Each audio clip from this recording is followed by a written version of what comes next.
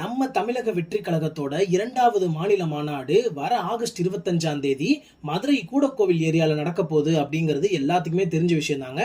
அந்த மாநாடை பத்தின ஒரு சில சுவாரஸ்யமான விஷயங்களை நம்ம இதுல பார்ப்போம்.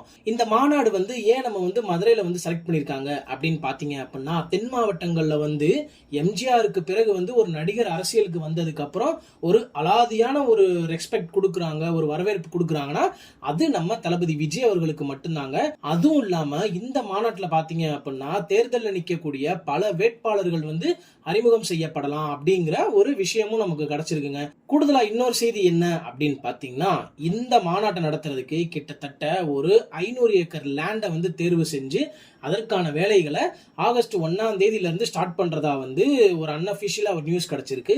அது இல்லாம எங்களுக்கு எக்ஸ்ட்ராவா ஒரு 200 ஏக்கர் கொடுங்க அப்படின்னு சொல்லிட்டு கேட்டிருக்காங்க. கிட்டத்தட்ட மொத்தம் 700 ஏக்கருங்க. இது ஏன் இவ்வளவு பெருசா 700 ஏக்கர்ல பண்ணணும் அப்படின்னு நீங்க கேட்டீங்கன்னா, கிட்டத்தட்ட தென் மாவட்டங்கள்ல பாத்தீங்கன்னா மதுரை, திண்டுக்கல், தேனி, தூத்துக்குடி, சிவகங்கை, திருநெல்வேலி, கன்னியாகுமரி, நாகர்கோவில்னு சொல்லிட்டு இப்படி பல இடம் இருக்குங்க. இந்த இடத்துல இருக்க எல்லாருமே பாத்தீங்க அப்படின்னா போஸ்டர்ல இருந்து, பேனர்ல இருந்து, கட் அவுட்ல இருந்து எல்லாமே ஒரு நலத்திட்ட உதவிகளா இருக்கட்டும், தளபதி விஜய் அவர்களுக்கு ஒரு உயிர் தொண்டனா, ரசிகனா, அதையும் தாண்டி ஒரு தீவிர பக்தனா இருந்து ஒரு கடவுள் போல வச்சுட்டு வராங்க.